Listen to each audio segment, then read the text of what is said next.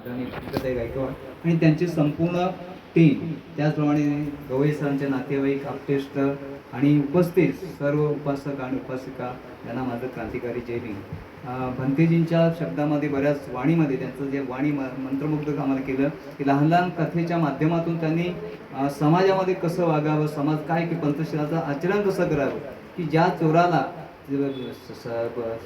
भंतेने म्हटले की 5 शिलाचं आचरण करा, पण एका शिलामुळे त्याला त्या चोराचं प्रधान बनतो आणि प्रधान बनताना त्याला वाटतं अरे मी तर 5 शील केलं असतं की आज माझं जीवन हे सुखी झालं. म्हणजे महत्त्व काय इथे दिलं की तुमचं आचरण महत्त्वाचं आहे.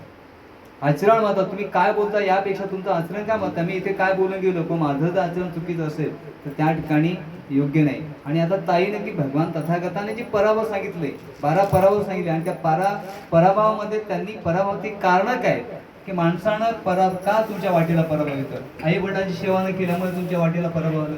तुमच्याकडे अफाट संपत्ती आहे, संपत्ती असून सुद्धा तुम्ही लोकांना दान देत नाही आणि दान न दिल्यामुळे सुद्धा तुमचं काय होतं, पराभव होऊ शकतो.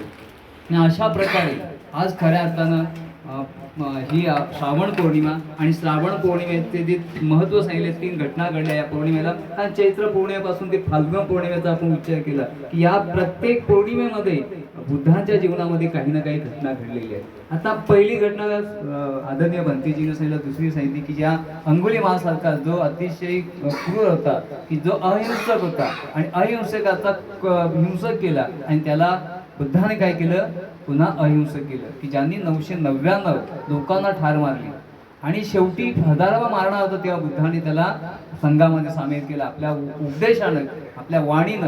की बुद्धाची वाणी इतकी मधुर होती की बुद्धांच्या वाणीनं तर अंगुलीमालासारखा एका लुटारू, एक दरोडेखोर काय होतो, इथून एक काय म्हणतात मन परिवर्तन होतं आणि मन करून संघात सहभागी होतो.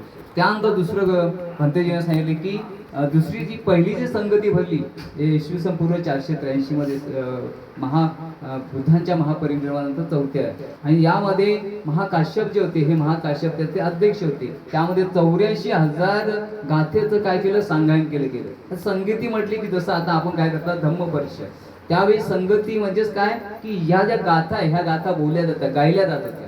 आणि बुद्धानंतर जेव्हा बुद्धाचं महापरिनिर्वाण जातं, सुभद्राला वाटलं की आता म्हणते, सुभद्राला वाटलं की आता बुद्धाच्या नियमाचं काटेकोर पालन करायची गरज, आपण कसंही वागलं तेच चालेल. तेव्हा त्या काळाचे राजा जो होता सम्राट बिंबिसारांचा मुलगा सम्राट अजातशत्रू, आणि अजातशत्रूच्या राजाश्रयामुळे ह्या राजगुरी नगरीमध्ये ही पहिली संगती भरली गेली. आणि त्यामध्ये 84 गाथेचं बघा, आपण 2 गाथा आता म्हटलं की आपण त्रिश्रम पंथशील सुद्धा आमच्या बहुतेक महिलांना येत नाही, प्रत्येक लोकांना येत नाही, कारण त्यांना एक गाथा पाठ करण्यासाठी त्यांना बरंच वेळ जातो.